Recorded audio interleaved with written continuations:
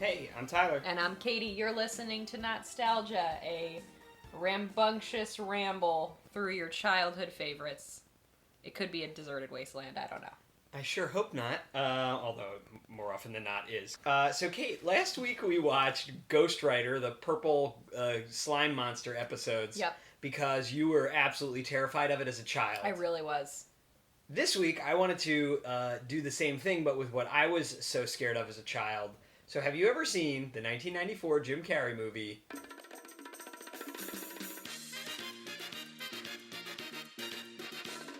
The Mask? I actually have a funny story about The Mask. Have you seen it? I've never seen it. Okay. So, growing up, I remember this movie being like part of the cultural like zeitgeist of 1994, right? Like, I know it's about a green man. I know all these things, right? Mm-hmm. However, my mom loathes Jim Carrey. I'm just like, we're not watching this movie. And I don't think I ever was like, yes, I can't wait to watch this movie, right? Mm-hmm. It just didn't seem like something that would land for me. When I was about like maybe 9 or 10, maybe 11, I don't know, can't remember.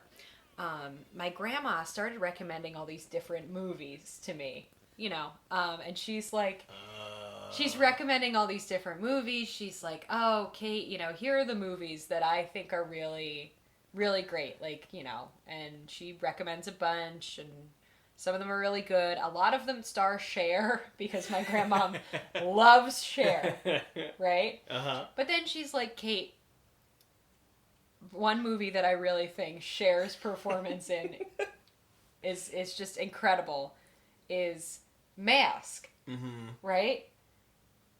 And I'm like, what? Cher's in the Jim Carrey movie? Well, The and then Mask? I'm like, my grandma thinks that a Jim Carrey movie is like one of the best movies she's ever seen. I was confused, Yeah, right? yeah. A And lot I of that think didn't add up. Maybe a lot of people were confused about the difference between Mask with Rocky Dennis and The The Mask. Mask. They have a lot of similarities, though. They both star a man wearing a lot of prosthetics to make his face look a certain way. That's about it. They both have the word mask in the title. Not to be confused with an episode we did a while ago, Mask, M.A.S.K., the cartoon from the 80s. My question for you then is, like, what you said it's about a guy, he has a big green head. Do you know any other parts of the story of this film? I feel like he's a lecherous punk. Okay. I feel like, that's it. That's all I know. He behaves in lascivious ways. I feel like most of the movie is sound effects. It's just like... You're not, right? having never seen it, you're not too far off. I feel like there's at least one time where I hear like that horn. Like that an goes, auga horn? Yeah.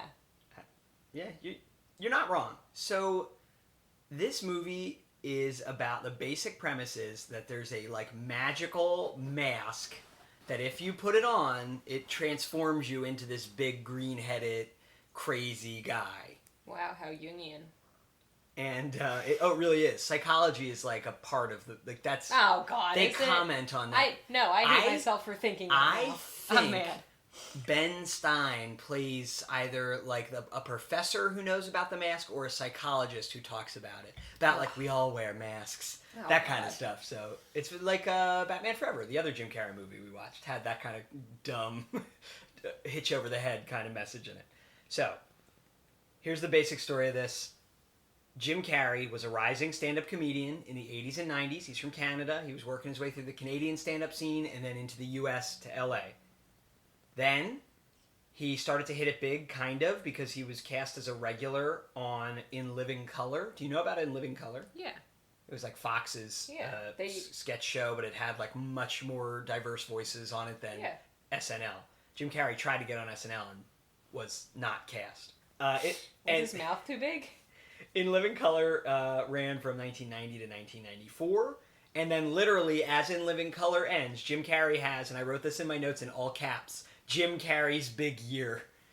1994 is the year of Jim Carrey. And the reason is, to this day, he is the only actor or actress ever to star in 3 movies in 1 year that all were number 1 at the box office at a point during that year.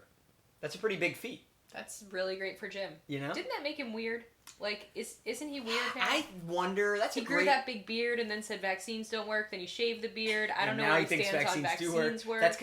I'm not blaming Jenny McCarthy, but he was married to Jenny McCarthy. She is still, I think. I don't want to say that and be wrong, but I think she's still anti-vax. So they were in on that together. They split up, and he has walked that back. I think you raise a very good question, and I've said this before, but if we were a better podcast, I think you could make a whole season. Oh, you could absolutely do a deep dive on. Was Jim Carrey always going to be that? Was he always kind of nuts, or did this year of like insane success make him insane nuts? work? Think of the hours that you're working, and then the insane success, and just the reinforcement that he gets for being like unhinged. Yeah. Oh, right. Because not only is he an actor, but his performances in all three of these films are wild in one way or another. Yeah. So I don't know. I think, if we were a better podcast, we'd do that'd be a great season-long deep dive on the price of fame for Jim Carrey. There's a preview of the next episode at the end of each episode, and the second to last one, the preview is like us sitting down to talk to Jim Carrey because we got him. Doesn't go well. Be insane. No, that's not. He probably tries to murder us. You guys see his paintings sometimes. Listen.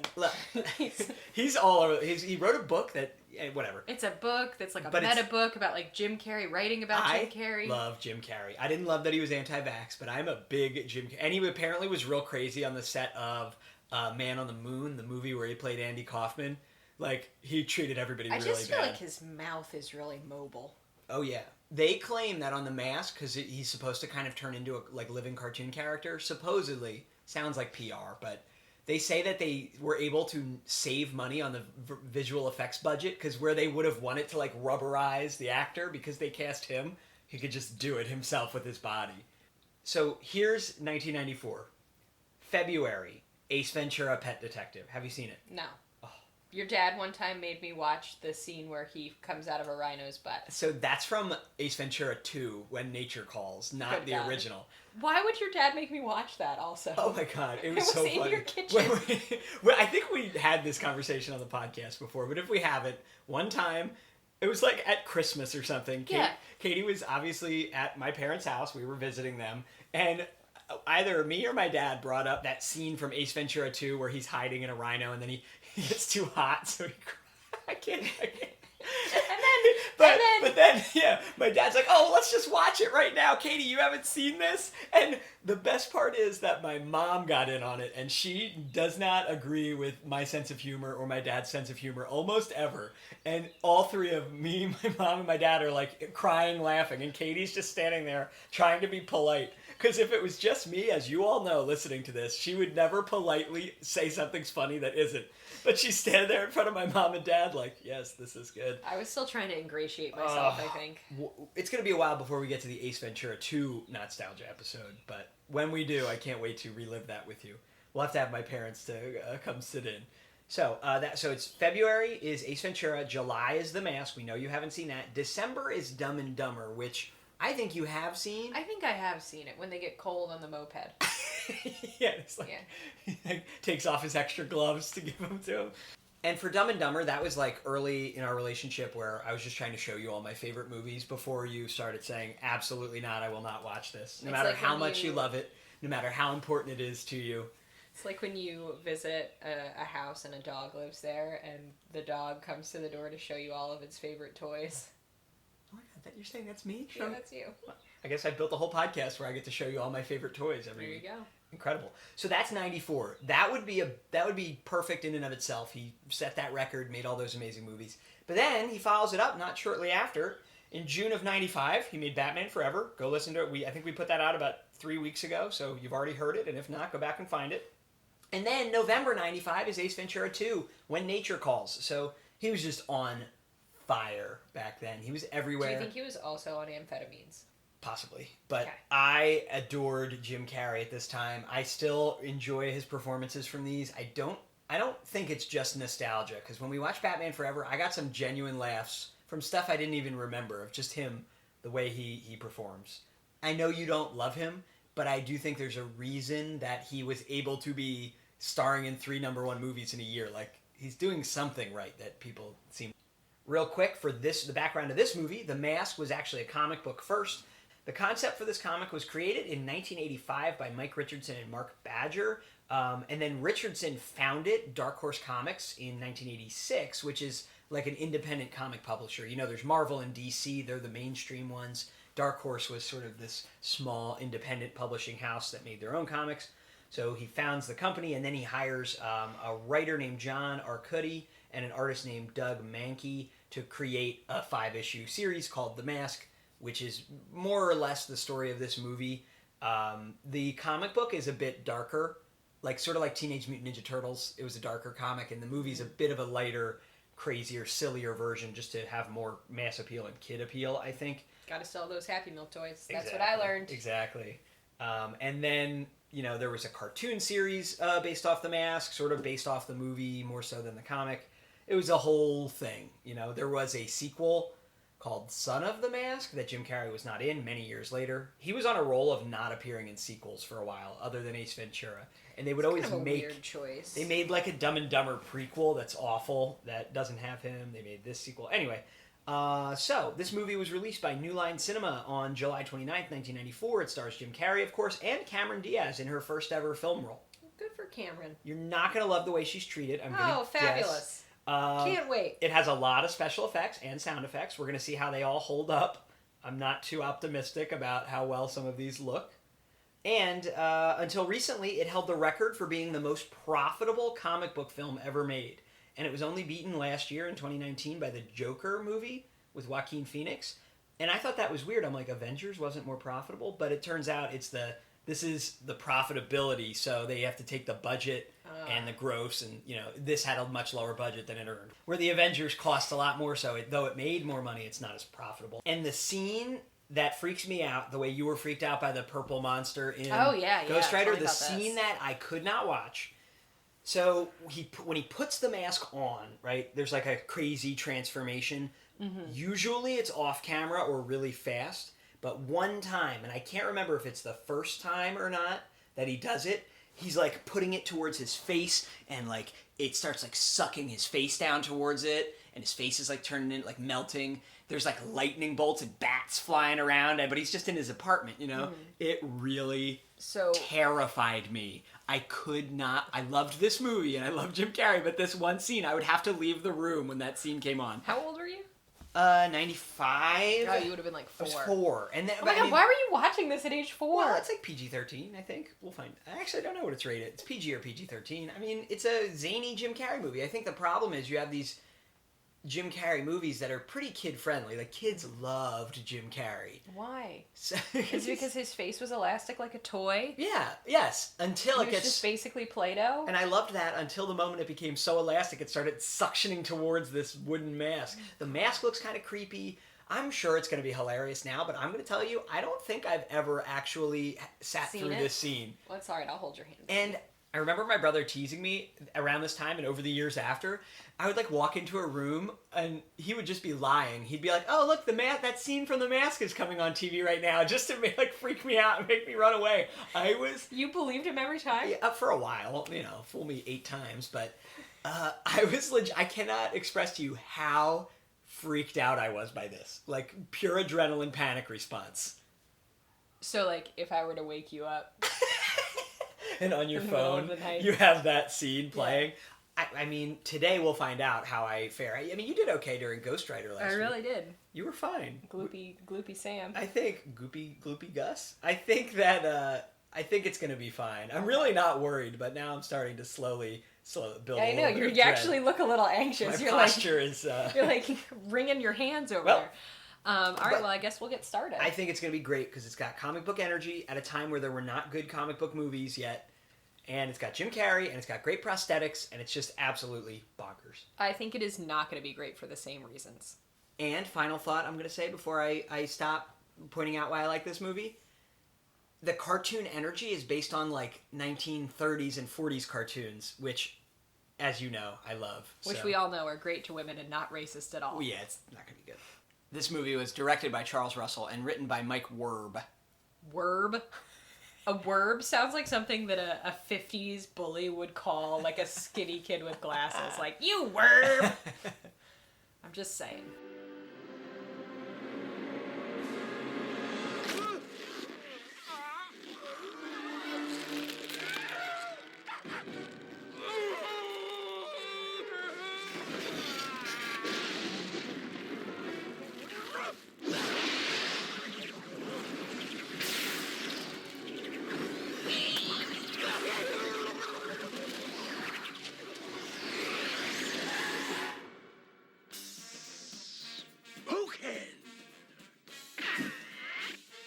It's party time! P-A-R-T. Why? Because I gotta! I always thought that the New Line Cinema logo was a bunch of falling ladders, but in this moment, at age 29, I realized that it's film strips. Wow. I'm getting hyped. Is that a big hot dog? It is. It looks like a hot dog stand, like a building that's shaped like a hot dog. Oh, I don't like the big hot dog. Wow. You know what? I think I've got some muddled memories of the beginning of this and the beginning of Jumanji. Don't they both... Oh, have you ever I've seen... never seen Jumanji. Oh, my God. So we're seeing a scuba diver archaeologist excavating. Or is it like an underwater welder? Like, what am I looking at? I don't know. Kids, look into underwater welding. But we're also, like, there's a lot of money in there. We're inches off the coast of a major city, What though. is that, I feel like a Nordic mask? Yes. I feel like someone would have found this by now. It's not like in the middle of the ocean. Oh my God, he was killed. Yeah. Oh, in an industrial accident. All right, so it took an industrial accident to release this mask. Well, because it's got some bad juju, you know? Oh. All right, so do you think the mask looks scary at all? No, not necessarily. Right. It's just like wooden, basically. Do you think that Stanley's an incel? Oh, yeah.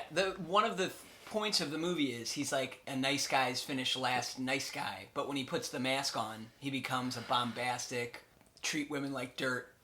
Women love to be treated like dirt. It's really great. Well... Especially when a man who treats them like dirt has the biggest teeth I've ever seen. They get bigger when he wears the mask. Oh, God.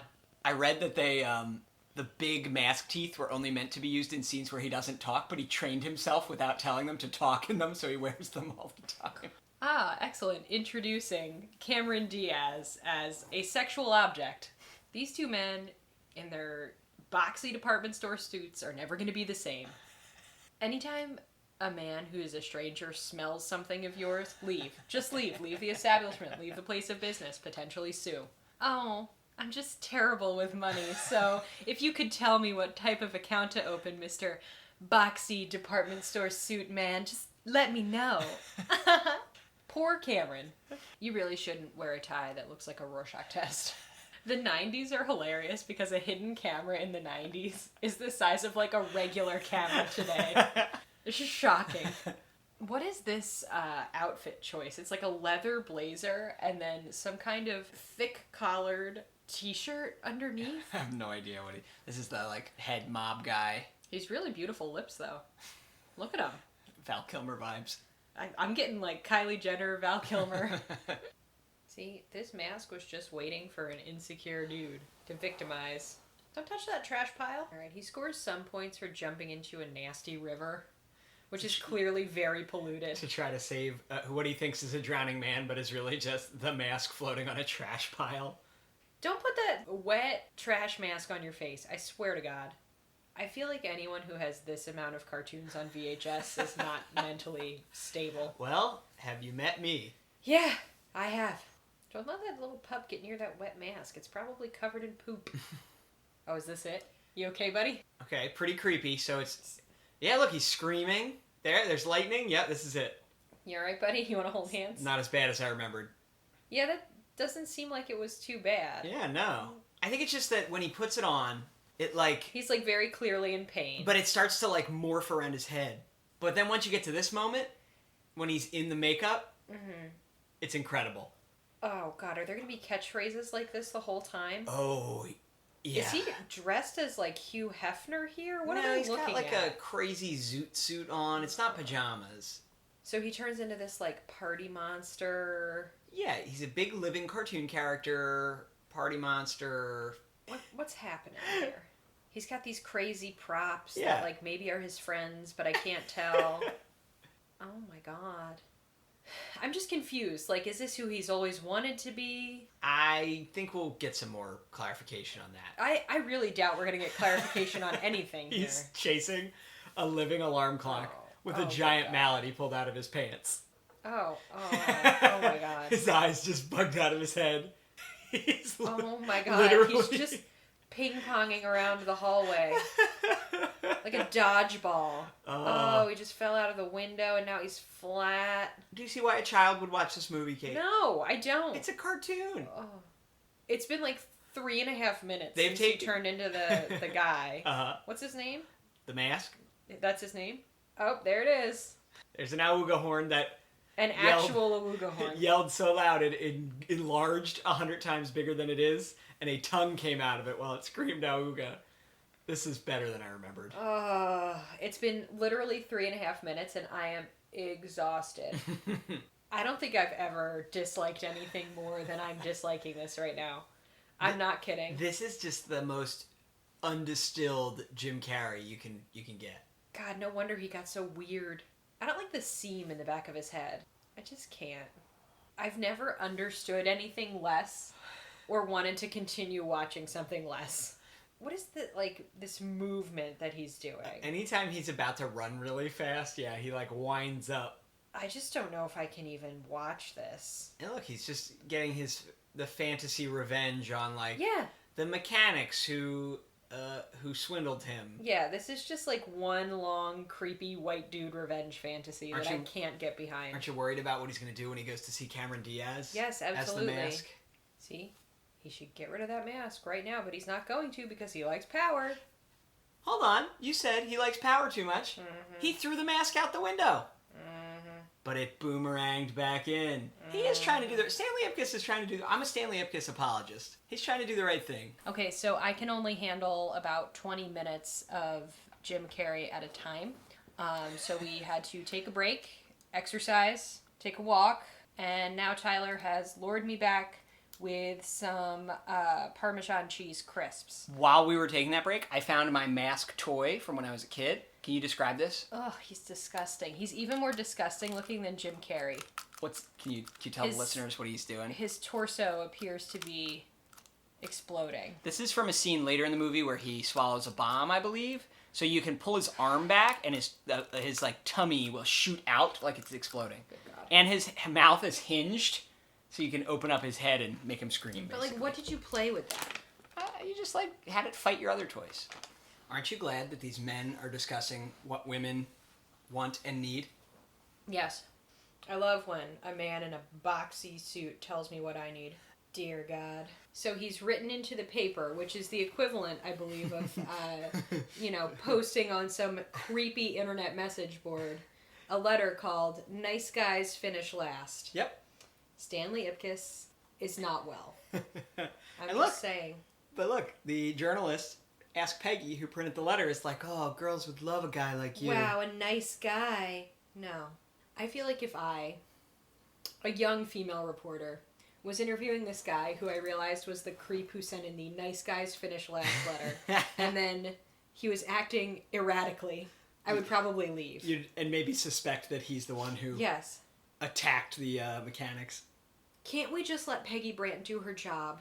Is there there a reality where Peggy Brandt can just be a reporter and not ooh, I'm looking for a nice guy? I'm just saying. Everyone in this mob looks like the Volturi in Twilight. You're not wrong. I don't like the male energy in this movie at all. Yeah, it's pretty bad. I mean, you either have... These guys aren't supposed to be good, the mobsters. Yeah, so you either have the bad guy mobsters who are golfing off of someone's teeth. It's just so hyper masculine, wild revenge fantasies.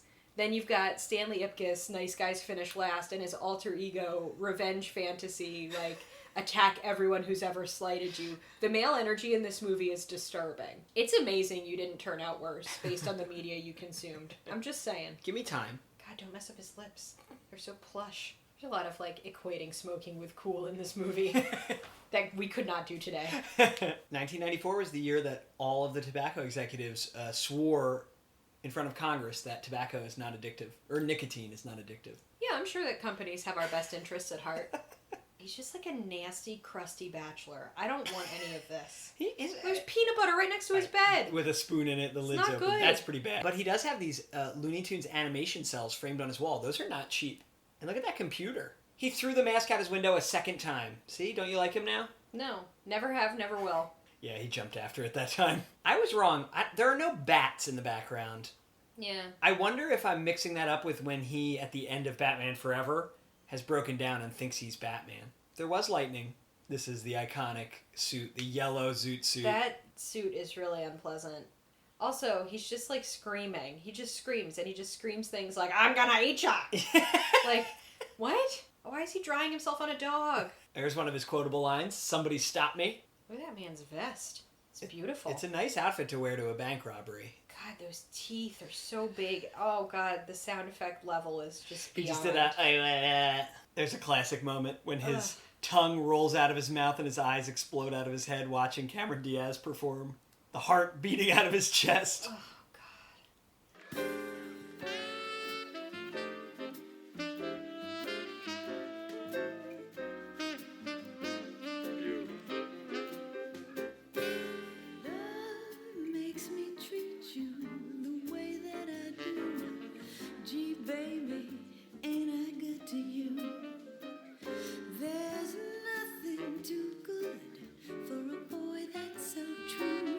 Like, what is this performance style? It's like a whispered Sprechchang, you know? Yeah. It feels simultaneously, like, low energy and breathless. I also feel like no one else in this club is reacting to the Green Man who's, like, transforming in an impossible way. Maybe they're trying to, like, extinguish the behavior by ignoring it, you know? They're like, nobody paid attention to this man who just is catcalling until his death occurs. Beating his own head with a hammer. I think Tina's gotten a concussion from this dance sequence. Being hurled around. Saying. This is just beyond. The kiss so good it literally shot her shoes off her feet. I just feel like, maybe Stanley Ipkiss should go to therapy, learn how to handle conflict productively. Yeah. He's becoming unhinged. He's finally screaming at people as Stanley Ipkiss like he was as the Mask. It's not good. And it's not good. He's like exploding at his boss, who he just accused of IRS violations of running the bank. Maybe he should have like reported that to the authorities. Like maybe we should hook Tina up with some resources, you know? Like does Edge City have like a women's shelter? Maybe. Yeah, maybe. She's come just to the bank to be like, I don't think I'm gonna have any money anymore. I'll be okay. You'd think the bank workers would be trained to notice these kind of signs. Yeah. Uh-oh, she's falling in love with the Mask and telling Stanley Ipkiss about it. Classic dilemma. She's like, what a great friend you are, Stanley. If I hear one more piece of rhetoric about nice guys in this movie, I'm gonna lose it.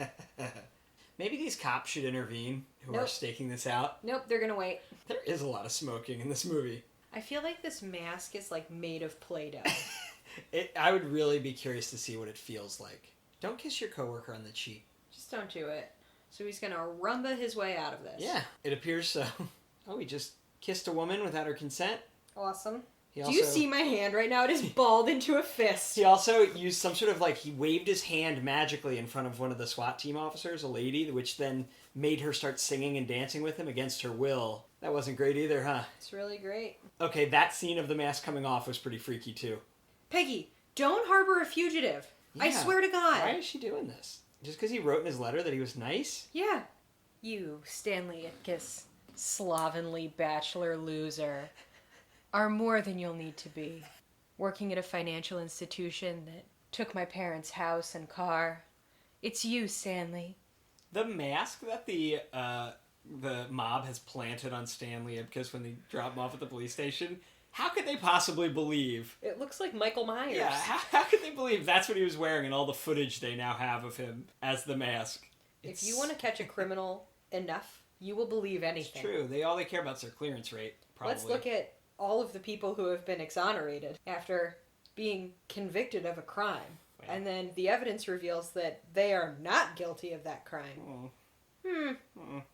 I'm upset that he's using this as an excuse. You become some kind of love-crazed wild man. No! Stanley Ipkiss, you've always been a creep. Don't you think that out in the world there should be greater investment in social programming? Because none of these movies from the 90s would have happened. We don't have to rely on this unneutered dog to save us. To save Stanley Ipkiss from mass incarceration. Yeah. and that he can Cameron go... Diaz from being abused by her mob boyfriend. Yeah. Do you think that dog liked Jim Carrey, or do you think he was scared of Jim Carrey? It's a great question. I think that dog is scared of Jim I was Carrey. going to say the opposite. I feel like animals, maybe I'm just basing this on the fictional movie Ace Ventura Pet Detective, but I feel like animals love Jim Carrey. I don't think animals trust Jim Carrey. Like, look at his weird eyes and face. The War Orphans Fund? Yeah. What war? Listen, do you not think that whatever country Edge City is in is locked in a forever war? We've always been at war with Edge City. Yeah. I think we should get a henchman. I'm just saying. Is a henchman just a friend? A henchman's a friend who will die for you. That sounds like a best friend. But you wouldn't die for them. Oh, it's like I guess that's a one-sided friendship. That's kind of sad. Yeah. What? Why is he like roaring? Yeah, for some reason when Jim Carrey puts the mask on, he just sounds like Jim Carrey. But when the bad guy puts the mask on, he gets an extremely deep, loud voice. Poor Cameron Diaz, not being able to close her mouth this whole movie. Look at her, she got to keep it open. Alright, so this dog has turned into just a regular Jack Russell Terrier, but with a massive cartoon head. Yeah, big green head. Oh, good God. See, Stanley Ipkiss is like completely unhinged. Yes. Like something is broken inside his brain. And he's just punching with wild abandon. Like he's not... It's not good. Oh my God, now the dog's peeing everywhere. Yeah. This is just a lot for me. See? He's unleashing all of his, like, pent-up, average middle-class white guy rage. Yeah. It's not good. Yeah. Oh, that was a bad mask pull, too. No wonder this was scary to me. It's like removing one of those Biore pore strips. Oh, remarkable. You would scream more than he did. The stuff that pulls out of your nose is terrifying. Like, maybe instead of throwing it off the bridge, you should burn it in a fire. In a way that will maybe destroy it forever. Cameron Diaz just wants mild-mannered, nice guy Stanley Ipkiss. Wow, amazing. She threw the mask off the bridge herself. Was this Jim Carrey's first kiss? Really big sunglasses. Bicorn. Smallmouth bass. Wow. Bowling pin. Yeah. Mousetrap. Rubber chicken. Little to the left.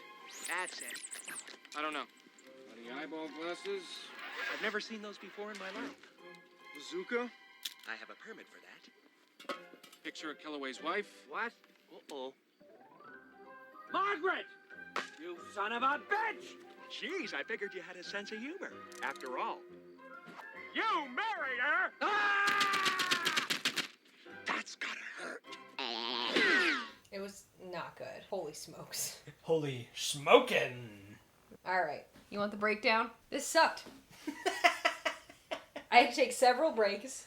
We started watching this at like 9:30 in the morning on a Sunday. It's now 7:45 p.m. the same day. Yep.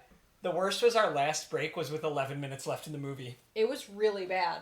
It was bad to everyone. It was bad to women. It was bad to... It was just bad. It was bad. It was just so bad. So here are some of my issues. I think that the way that American storytelling and media works, like you have to place people in a dichotomous position, whether they're mild-mannered or... A lecherous punk. Yeah, mild-mannered or a lecherous punk, Madonna or a whore. You know what I mean? Like, I think that this is just such a one-dimensional movie. Oh, yeah.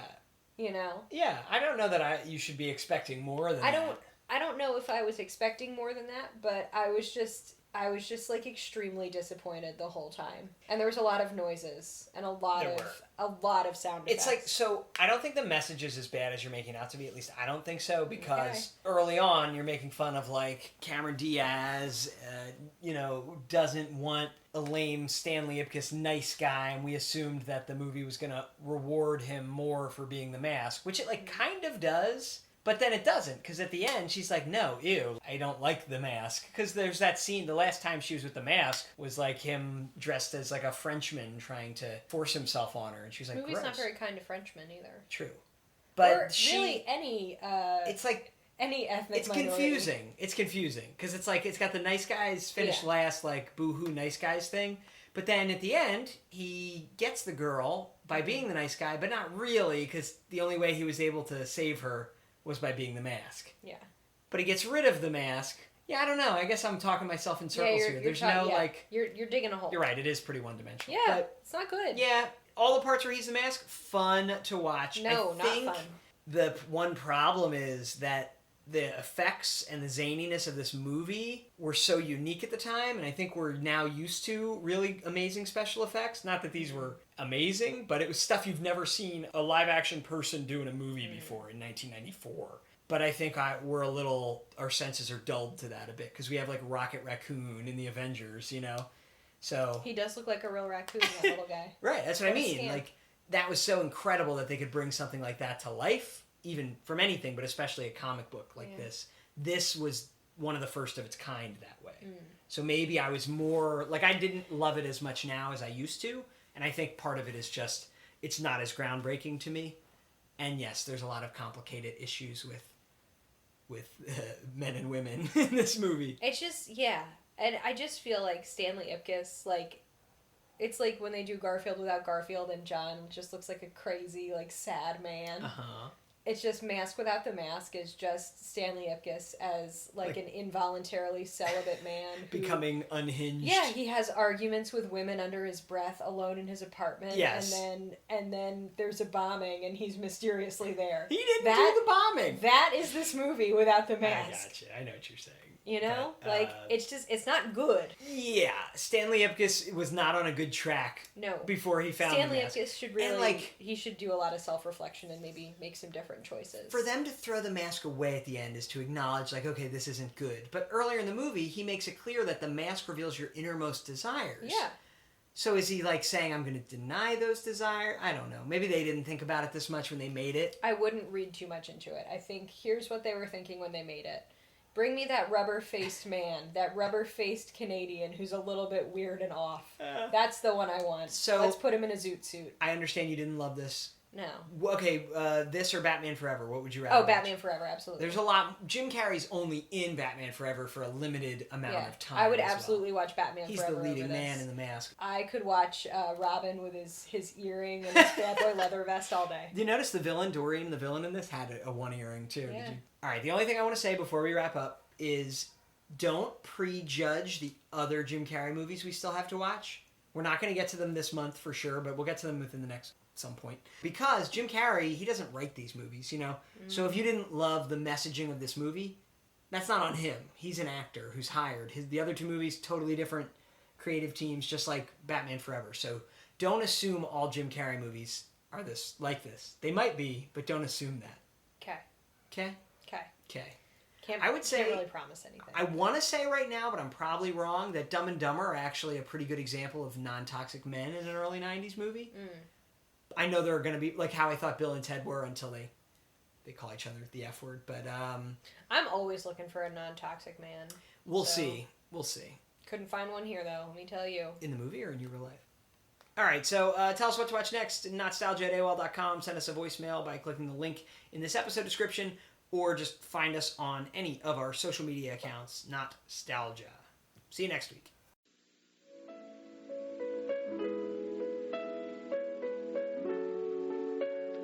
Rocky Dennis has ambitions. For academic achievement in mathematics, Rocky Dennis.